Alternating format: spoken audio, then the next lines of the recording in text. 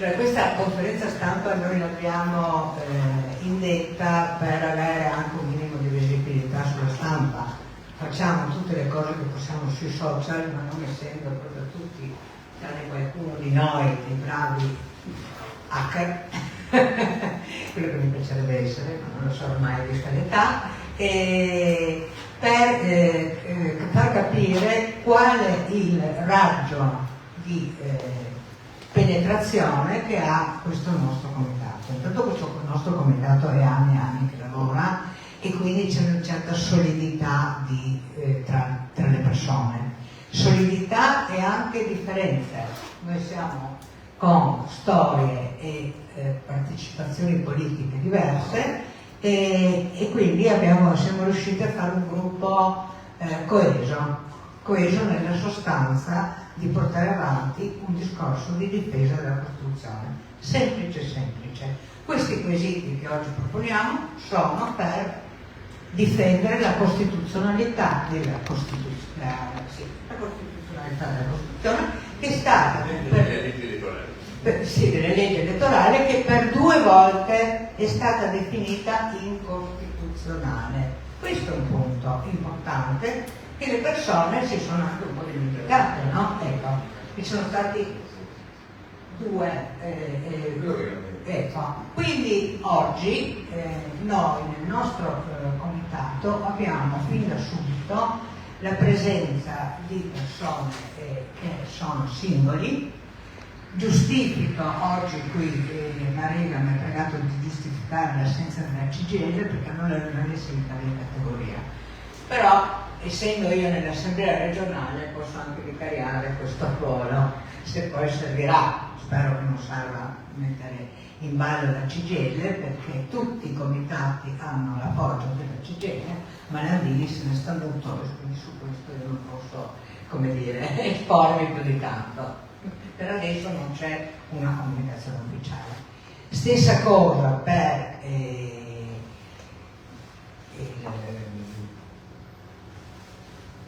dov'è l'ultima?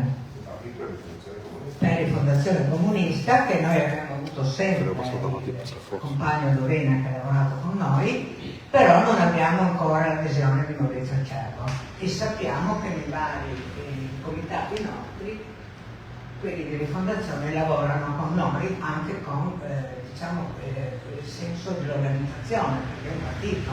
Noi siamo un gruppo di persone, avere un partito è sempre importante perché si allarga in tutti i vari discorsi. Stessa cosa vale per i 5 Stelle.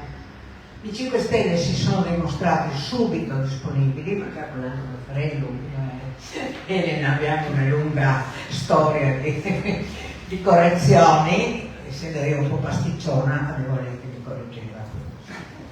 Una lunga frequentazione senza neanche tirate d'orecchie. Ecco. Quindi quello che volevo dire è che questo nostro tavolo è un tavolo che ha parecchie anime, politicamente parlando, e anche non politicamente, perché ci sono delle persone che, anche non interessandosi molto di politica, considera la Costituzione un bene inalienabile, che è stata sconciata in questi ultimi anni in vari modi, poi diranno chi è predisposto a questo. Io volevo solo presentarvi.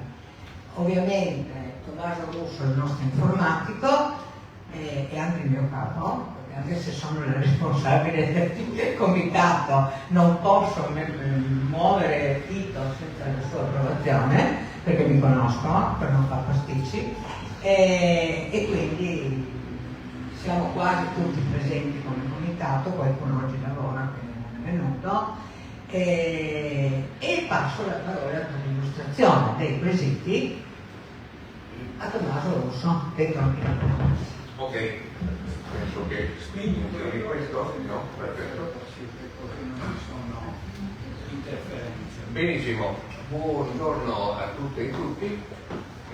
La prima cosa che voglio dire è che noi qui rappresentiamo un gruppo che è composto però da migliaia, direi decine di migliaia di persone sparse in tutta Italia. Non siamo soli, non siamo soltanto teste, anzi posso farvi un'idea di quanti siamo e dove, persone che sono in battaglia da 15 anni ormai per avere una legge elettorale che rispetti la volontà dei cittadini e che faccia scegliere loro i loro rappresentanti in Parlamento. Ormai sono 20 anni che è stato approvato il famigerato Porcellum, la legge Calderoli, che ha chiamato lui stesso una portata, che aveva l'unico scopo di assicurare il potere a chi in quel momento già ce l'aveva e che poi sotto varie forme si è trasformata, ma è rimasta praticamente sempre lei in vigore. La battaglia è cominciata, dicevo, 15 anni fa, quando Felice Predossi, un amico compianto perché è scomparso all'inizio di quest'anno, ha riunito una serie di amici, avvocati e di cittadini comuni per proporre a una decina di tribunali, corti d'appello in tutta Italia un ricorso contro il Porcellum con la richiesta di rimettere la legge stessa alla Corte Costituzionale. Alcuni di questi tribunali lo fecero e la Corte Costituzionale, dopo parecchi anni, dichiarò il Porcellum incostituzionale in alcune sue parti piuttosto importanti se non essenziali. Il Parlamento, anziché ascoltare la sentenza della Corte Costituzionale, questo succedeva nel 74 mi pare, no, è nel 2014, approvò un'altra legge elettorale, il cosiddetto Italicum. C'era anche il discorso in quel momento della riforma Renzi che era ancora in piedi classe, che poi abbiamo sconfitto con un altro magnifico referendum 8 anni fa, che ripeteva tra i pari gli stessi difetti del Porcellum. Questa volta per i nostri elettori consultivi 4 tribunali e più uno fece la dimissione. Anche in questo caso la Corte Costituzionale dichiarò incostituzionale l'Italicum prima ancora che venisse applicato la prima volta. Con l'Italicum non abbiamo mai votato, con il Porcellum invece sì 3 volte. E anche con il Rosatellum, che è stato quello che le nostre Camere hanno approvato dopo la cassazione dell'Italicum. Il Rosatellum, che prende il suo nome del proponente Ettore Rosato, ripete in sostanza le stesse caratteristiche delle leggi precedenti, e anche verso questa legge abbiamo fatto dei ricorsi, questa volta in 8 tribunali, fra cui quello di Trieste, e nessuno di questi ha ancora rimesso la legge della Corte Costituzionale. Ma intanto il Rosatellum continua a fare i danni, perché le ultime Camere sono state elette con questa legge elettorale. Nelle ultime elezioni politiche nel 22 noi abbiamo inoltre organizzato una protesta di massa ai seggi elettorali, che poi ha portato a dei ricorsi alle giunte per le elezioni di Camera e Senato, che in quanto organi giudicanti potrebbero essi stesse rimettere la legge alla Corte Costituzionale, ma con motivazioni pretestuose e anzi che hanno il sapore di una presa in giro, di oggetti della magistratura ordinaria, come se noi l'avessimo già fatto da 2 anni, l'hanno rifiutato, non hanno rimesso la legge delle Corte Costituzionali. A questo punto l'unico strumento che ancora il nostro Stato ci offre per cercare di correggere la cosa è il referendum abrogativo. Un referendum abrogativo che non può abrogare l'intera legge elettorale, che è una legge indispensabile al funzionamento dello Stato, ma può abrogare alcuni punti chirurgicamente tagliati qua e là per ridurre, per ottenere una legge che non sarà la migliore del mondo, ma che almeno stia nei limiti della Costituzione.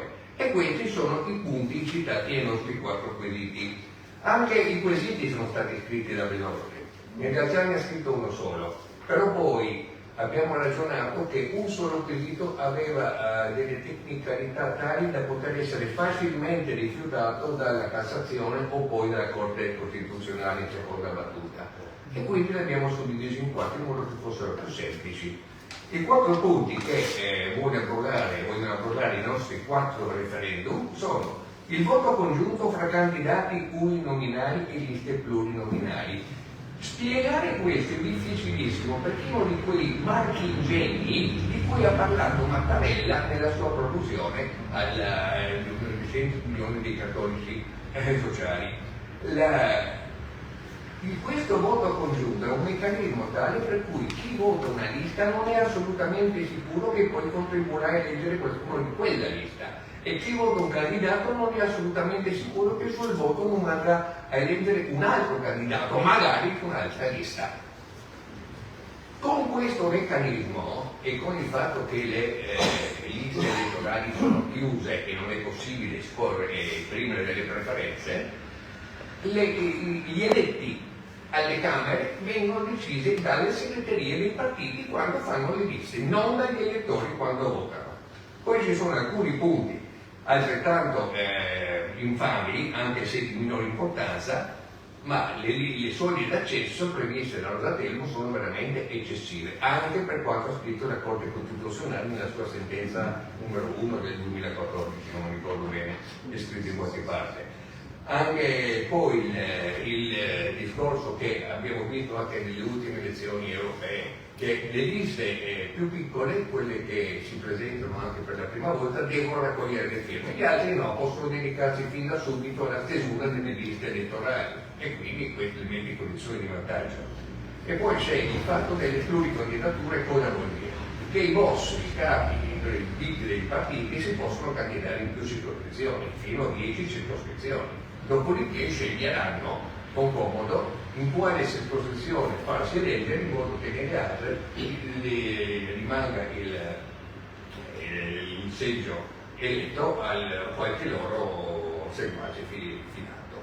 In sostanza, in questo momento chi decide chi verrà eletto sono le segreterie dei partiti, anzi diciamo i capi dei partiti, perché in questo momento sono diventati quasi tutti partiti personali, e ovviamente i capi dei partiti privilegiano molto di più la fedeltà che la capacità, e quindi ora siamo destinati a avere in Parlamento sempre più signor sì e sempre meno persone capaci. Direi che per il momento mi fermo. Benissimo, in base alla parità di genere la parola è Elena. Facciamo così, magari solo noi, ma manteniamo fisso questa buona pratica. Allora, grazie intanto di avermi chiamata qui, e sapete benissimo che noi abbiamo sposato da subito l'idea di questa raccolta firme, di questa battaglia. Durante il Conte 1 noi stessi avevamo presentato in Parlamento una legge per riportare il proporzionale in Italia, no? E purtroppo non è andata avanti quella volta perché per l'opposizione in commissione della Lega. E Lega che è l'ultima ad aver presentato una proposta di modifica di legge elettorale che eliminava gli ultimi residui di proporzionale dalla norma. Perché è così importante? E perché la legge elettorale è parte integrante della Costituzione e della vita dello Stato. Perché è così importante? Faccio un esempio semplicissimo. Adesso è in discussione in Parlamento una riforma che vuole portare in Italia il premierato. Bene. È una riforma costituzionale anche questa. Come è costruita la nostra... come si fanno le modifiche alla legge elettorale?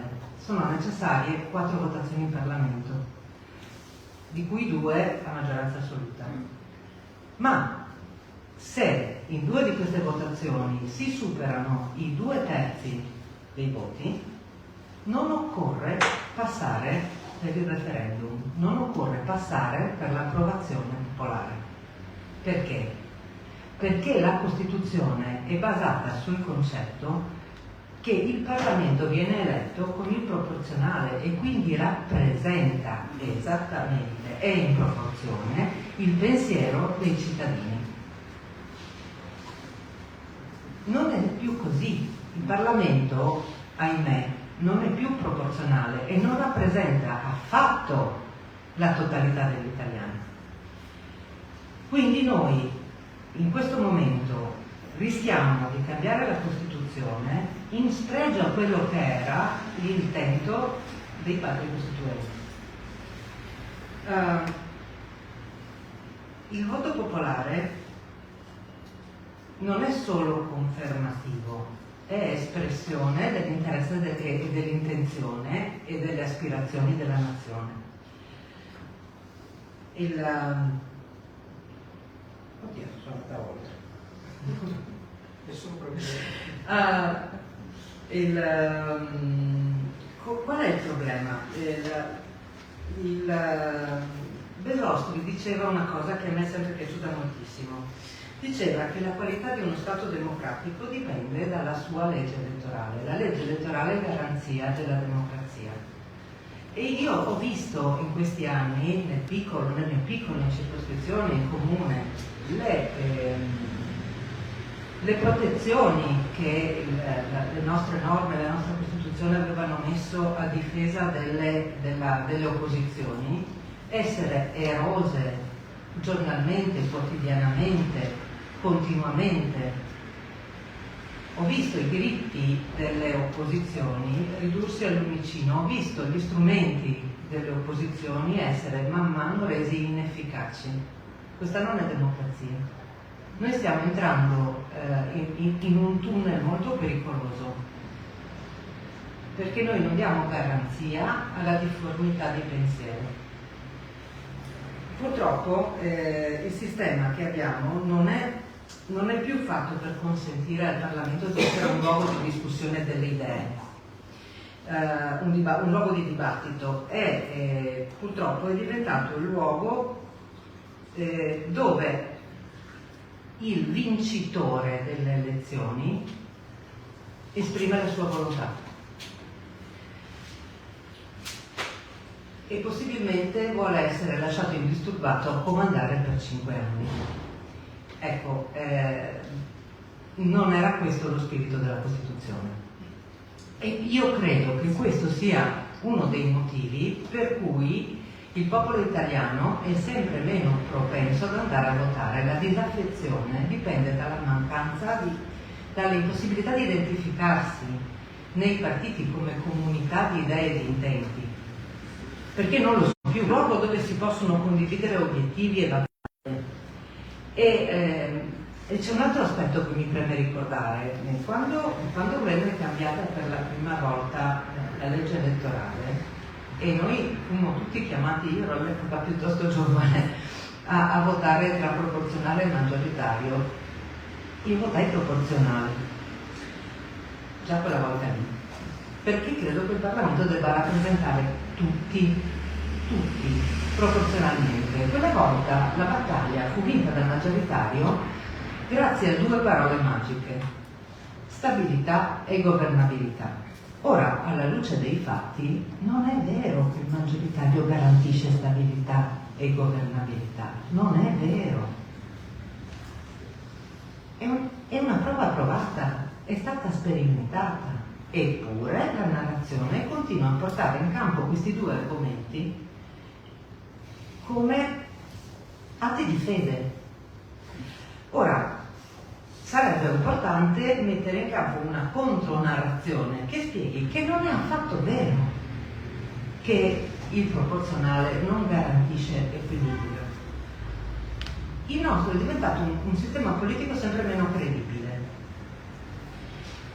e mi pare che il sistema maggioritario ci abbia portati ad essere un popolo sempre più diviso in tifoserie e sempre più confuso rispetto a quelli che possono essere i valori fondanti e portanti della vita democratica del Paese.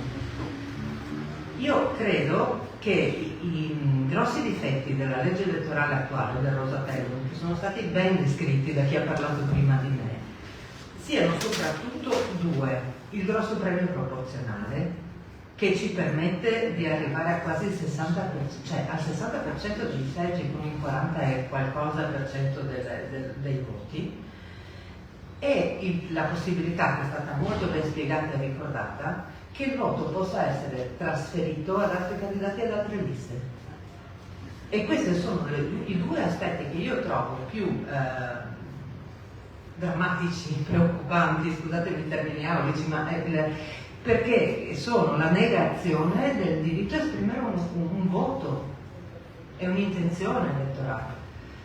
Quindi questo per dire perché siamo qui, perché aderiamo e perché aderiamo come Movimento 5 Stelle in tutto il Paese a questa battaglia. Vi ringrazio.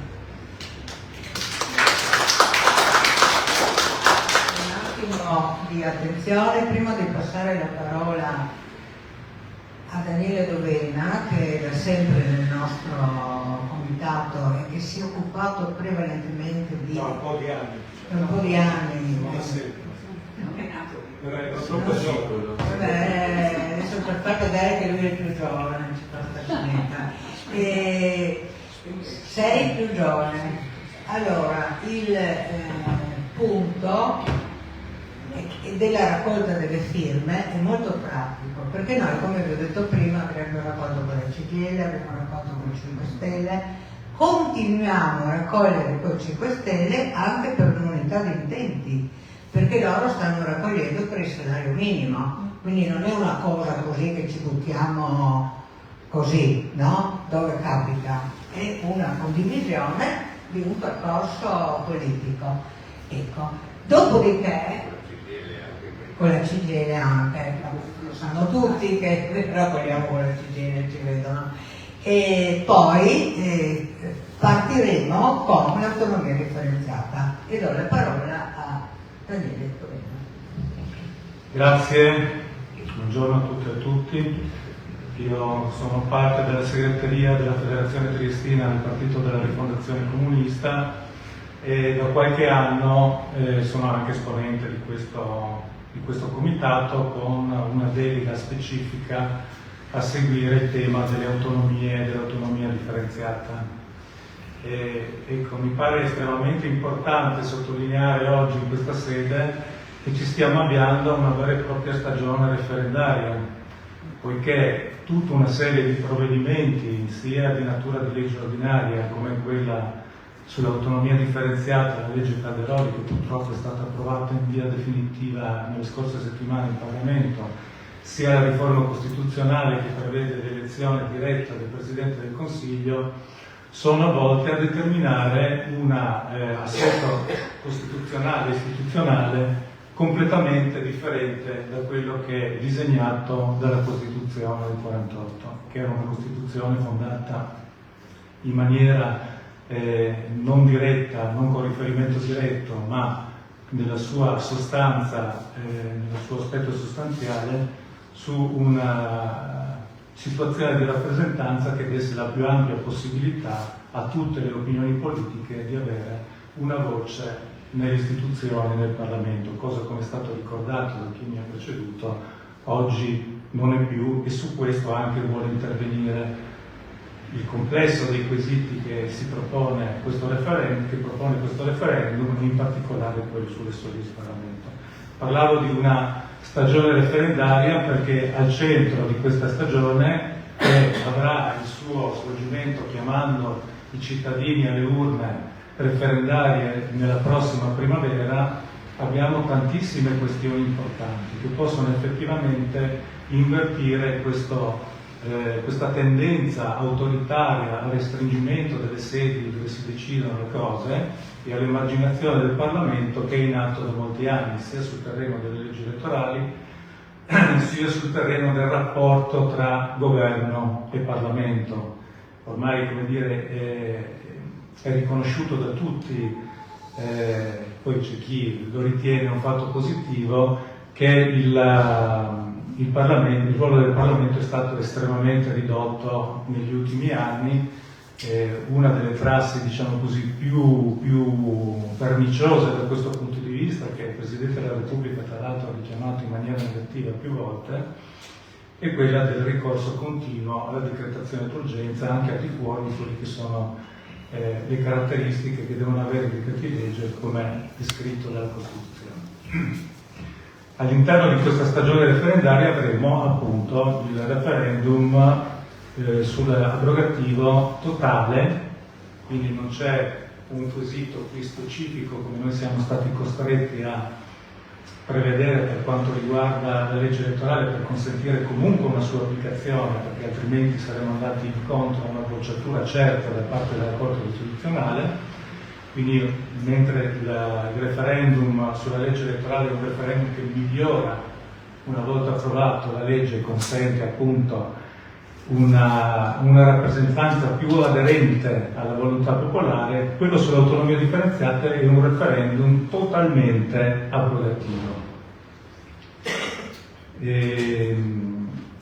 Quello che mi piace anche sottolineare è il fatto che sicuramente qui a Trieste, io mi auguro che la stessa cosa poi nel corso delle prossime settimane, visto che per entrambi questi referendum i tempi di raccolta delle firme sono molto stretti, per l'autonomia differenziata il termine ultimo è intorno al 20 settembre, per il nostro ritengo di poter dire che il 5-10 settembre dovremo riuscire a chiudere i giochi della raccolta delle firme.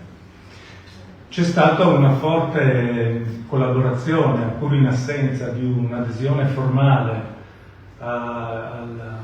ai quesiti referendari sulla legge elettorale, c'è stata una forte collaborazione ai banchetti con cui la CGIL sta raccogliendo, anzi ha appena terminato di raccogliere le firme sui referendum, sulle leggi che riguardano il mondo del lavoro, la sicurezza, il cosiddetto Jobs Act e la legge sugli appalti.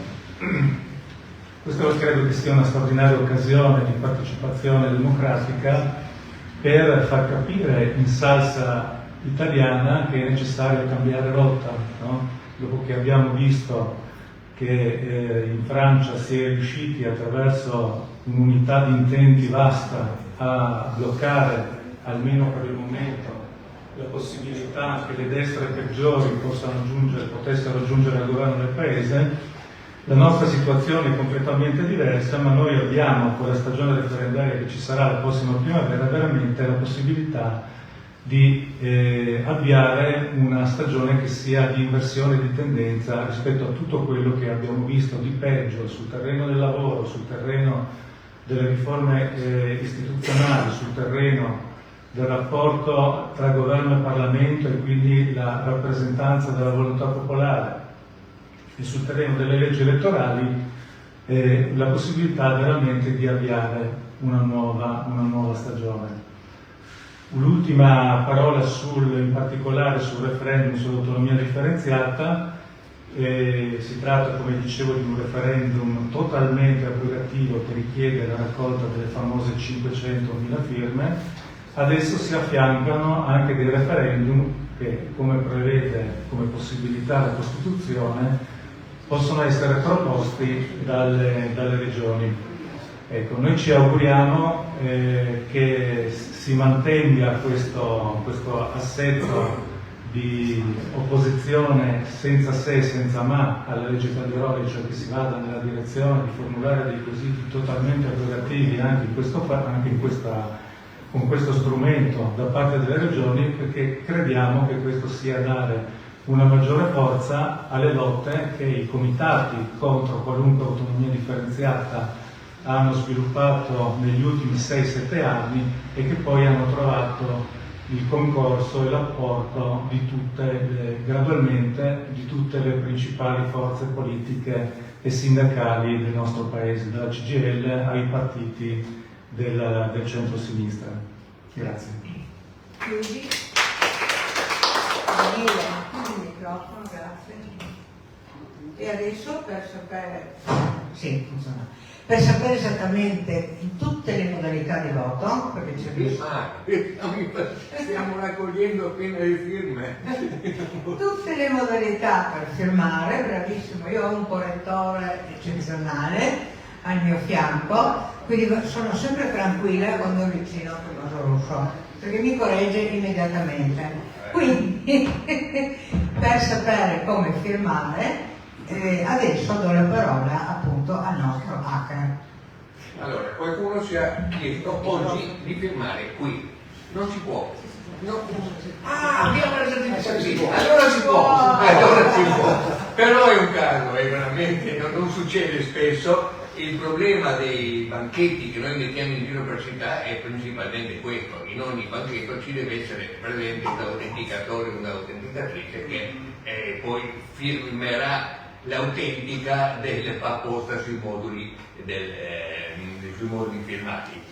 Comunque questo è il metodo tradizionale di raccolta delle firme, noi lo sosteniamo, lo teniamo in vita perché è soprattutto un'occasione di incontro con la cittadinanza, di distribuzione di volantini, di scambiare quattro parole, di spiegare perché stiamo facendo questo, perdendo il tempo, spendendo il nostro tempo e qualche volta anche il nostro denaro. Comunque firmare ai banchetti che troverete non è l'unico modo per firmare. Anzitutto è possibile adesso firmare in rete con lo SPID o con la carta d'identità elettronica.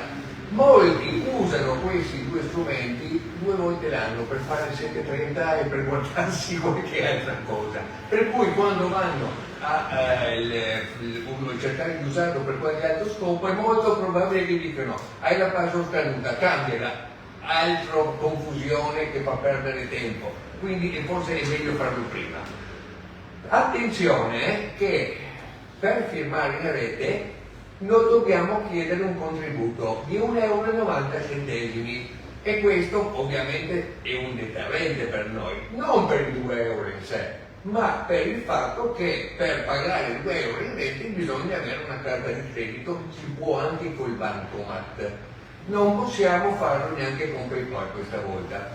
Però attenzione, perché questo?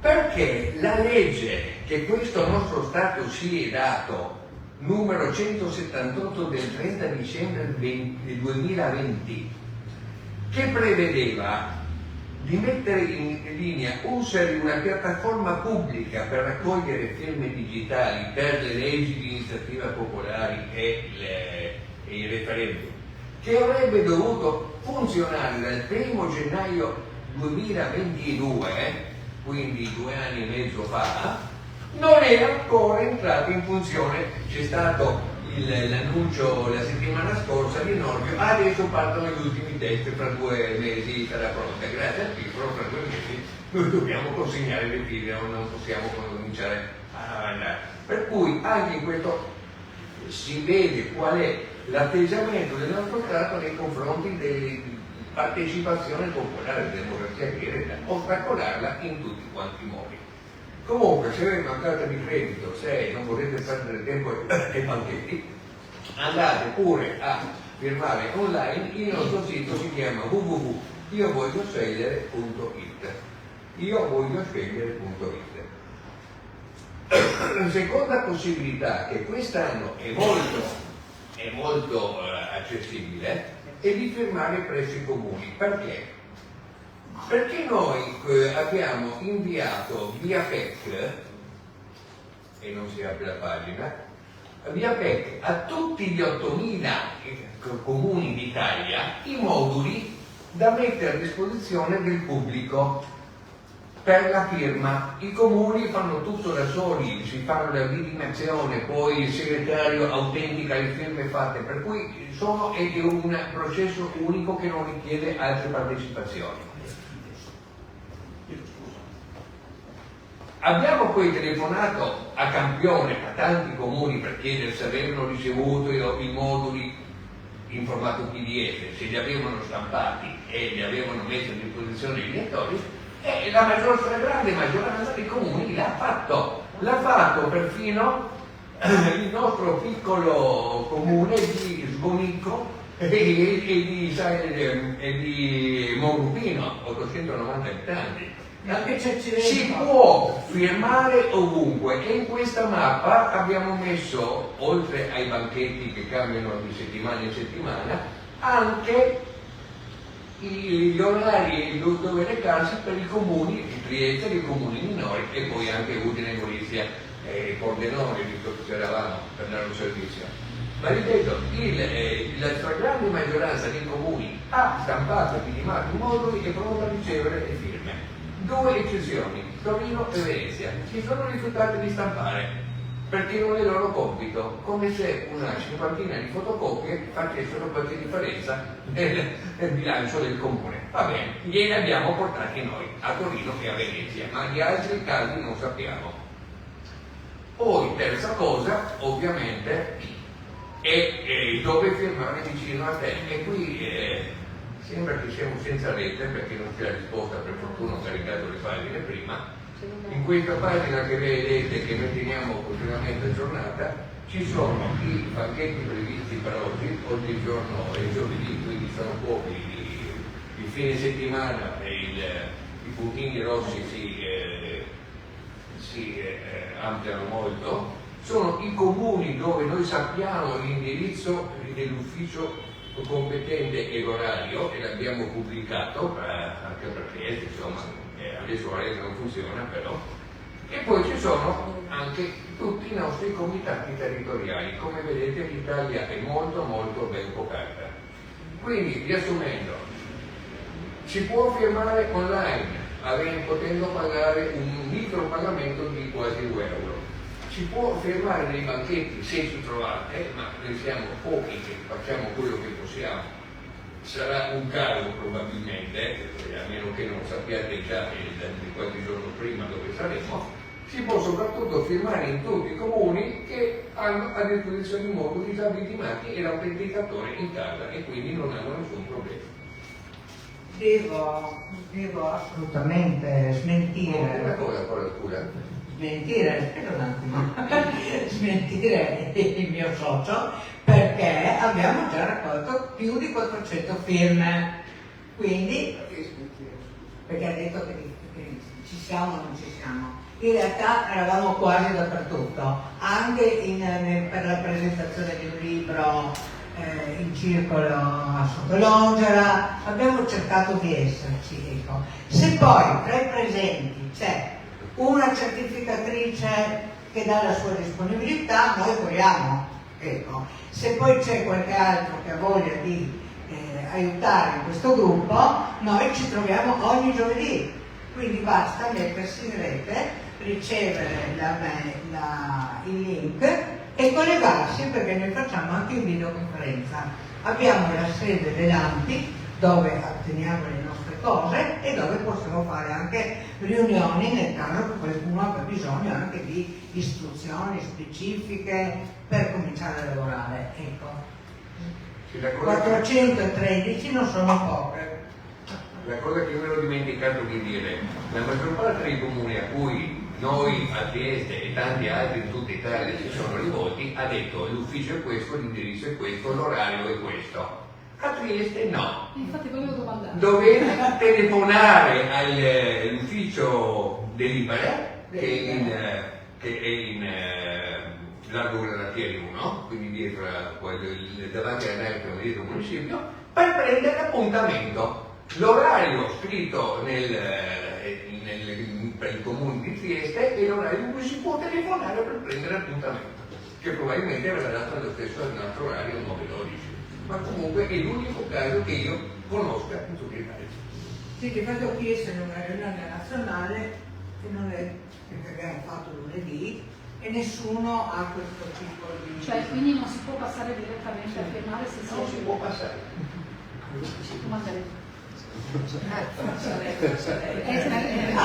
Faccia. Sì, più che interrogazione la domanda è un'attualità, tanto come si diceva prima, visto che diminuisce il potere delle opposizioni, si fanno le domande ma poi dicono che o non sono di attualità o non le mettono in quel momento. Insomma, anche il risultato di spostare a settembre per... non è qualcosa, dai!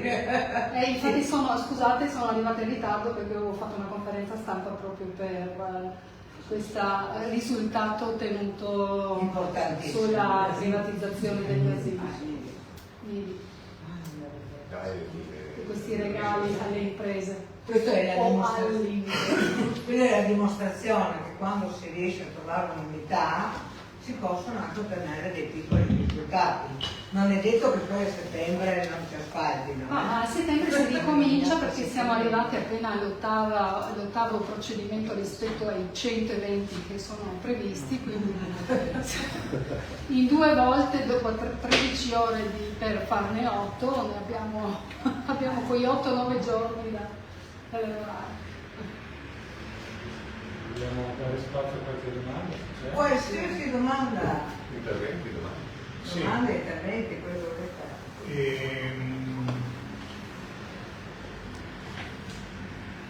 Volevo nominare Non funziona. gli innominati, non gli innominabili della peste. Gli innominati anche qui oggi sono quelli che vengono ampiamente individuati il giorno dopo delle elezioni, tutte le elezioni, e sono i non votanti, che sono come dire una sorta di mondo ignoto di cui si dice che esistono, che non si capisce, no? E di cui bisogna preoccuparsi, affrontare il problema. 2 giorni dopo muoiono fino al prossimo giorno dopo delle successive elezioni. Perché ne parlo? Perché la Francia ci ha dimostrato che sono esattamente loro quelli che ribaltano tutte le previsioni, no? Tutti sconvolti, no? Come se fossero incapaci di fare un ragionamento che di fronte a certi eventi gli astensionisti, gli astenuti, i non votanti, quelli che ragionano in maniera diversa dalla media, fanno il loro intervento, sono presenti. Nel 2016, 4 dicembre, 2,5 milioni dei non votanti hanno rovesciato quella che era una certezza fino a quel momento, cioè che Renzi vinceva quel referendum. Lo ha perso clamorosamente. Perché? Perché questo popolo, di fronte a degli eventi che sono storici, che rischiano di cambiare la storia, non sono dei bivi, si presentano che ci sono, e come se ci sono. E quindi quella volta non hanno impedito lo stravolgimento della Costituzione, questa volta in Francia hanno impedito una situazione che poteva essere poi una sorta di catena, no? Di Sant'Antonio o del dialogo. E ne parlo su questa legge perché queste leggi elettorali sono tutte costruite in maniera autoconservativa da chi le ha proposte, e l'autoconservazione è anche quella per cui di fronte a questa legge metà del popolo non va più a votare. Che quella metà non sia tutta uguale, no.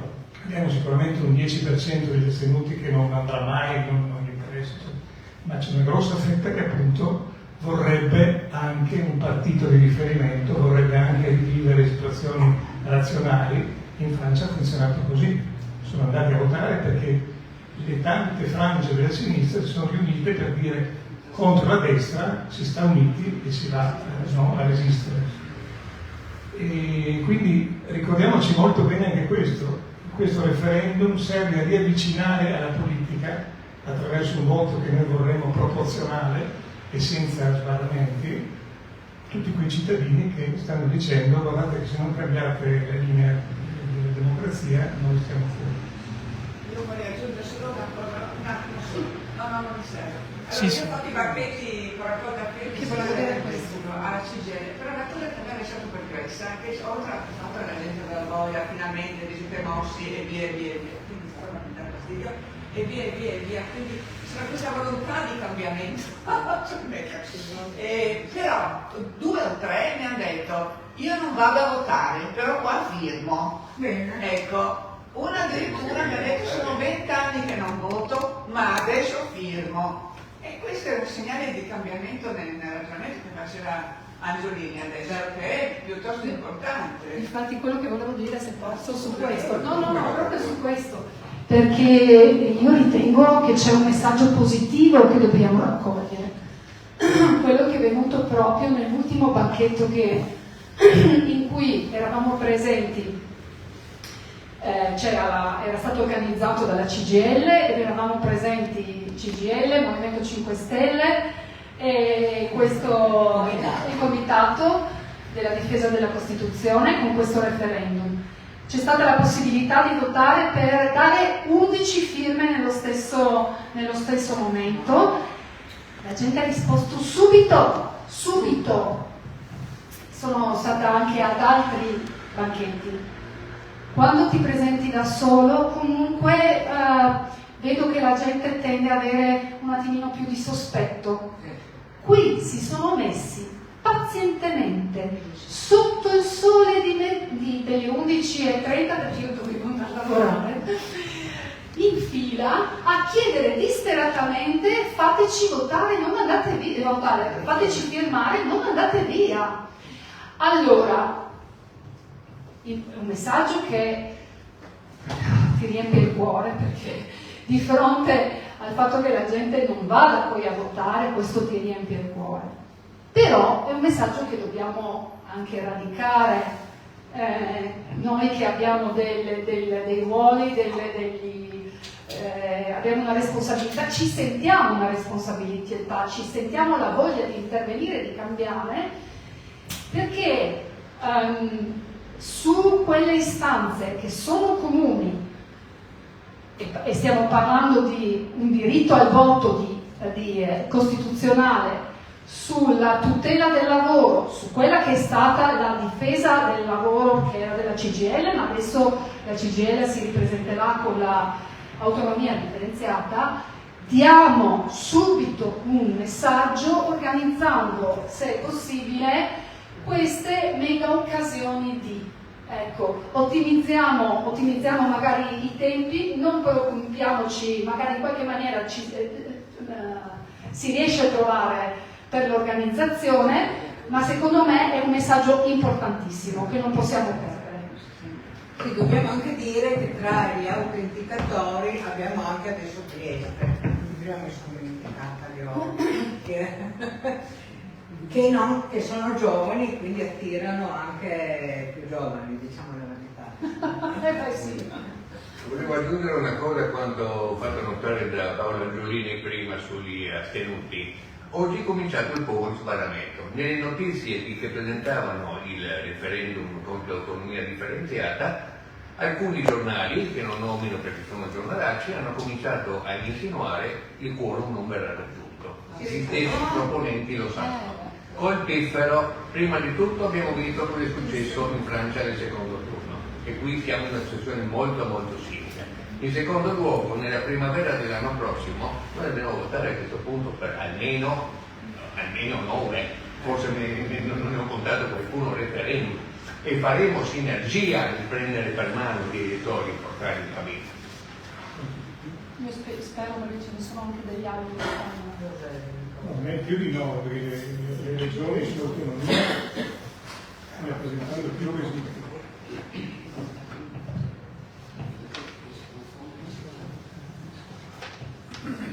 No, io vorrei chiudere questi miei molteplici interventi. Chiudo? Sì. Con un ultimo colloquio che ho avuto con Besostri, l'ultimo. Lui diceva sarà dura, si parlava di chi possiamo coinvolgere, non era era molto scettico sulla sinistra, tutta lo slambriciava, tutta così, no? Ecco. E a un certo punto siamo arrivati a una conclusione che volevo con voi condividere, che indipendentemente dal risultato noi riusciamo a far discutere la gente di cose importantissime. Quindi non devo raggiungere i 100 metri come quando facevo corsa, almeno parlo per me. Devo fare tutto il possibile per spiegare alle persone qual è la situazione reale della non democrazia in Italia, perché di fronte a questa marea nera che sta avanzando a vari livelli, questo è un muretto importante, secondo me. Vogliamo chiudere qui? Ci sono altri interventi? C'è qualcuno che vuole filmare? Avete il mobile? Dario. Io voglio filmare. Dario, No, Dario, devi parlare. Solo una domanda. Lui no, tu hai fatto anche tutta il risultato dei... No, ma io voglio sapere. No, una domanda mi ha fatto anche altre persone. Devo aspettare un attimo. Non è da lì, girati. Le domande che mi hanno fatto altre persone. Il famoso 1,90 euro per firmare online vale per un referendum o per tutti e quattro? Tutti e quattro. Quindi basta pagare una volta, non 90, non si paga 1,90 poi tutti e si quattro. sente qualche referendum. Però ovviamente con le complicazioni che dicevi prima. Col fatto che devi pagare, fare un micropagamento e non sono ancora abbastanza diffusi, non sono ancora abbastanza usuali per molte persone. Una domanda ancora. Non so chi ha moduli. Chi ha i moduli? Chi ha un modulo? No, 4, una per piccolo. Ancora una domanda. Si sa quando partirà esattamente la raccolta di firme per il referendum contro l'autonomia differenziata? No, non si sa. No, ma sappiamo quando deve finire. Deve finire entro il 30 settembre, altrimenti va al 26. Io ho chiesto al nazionale della CGIL, il sindacato pensionato, e stanno preparando, stanno organizzando a giorni, ma sono giorni che mi dicono a giorni, ma sarà a giorni, nel senso che sono dei ripartire, anche se c'è questo problema delle regioni, che come tutti quanti sapete, che sono l'Emilia Romagna e la Toscana, che se loro facessero assieme alle altre 3 regioni la proposta non servirebbe neanche a raccogliere le firme, ma come ha detto Jenny prima e come diciamo sempre noi, la cosa importante è andare, anche se abbiamo le firme, c'è le regioni, andare tra la gente e parlare, perché questo paga, c'è un movimento e dobbiamo in qualche modo alimentarlo.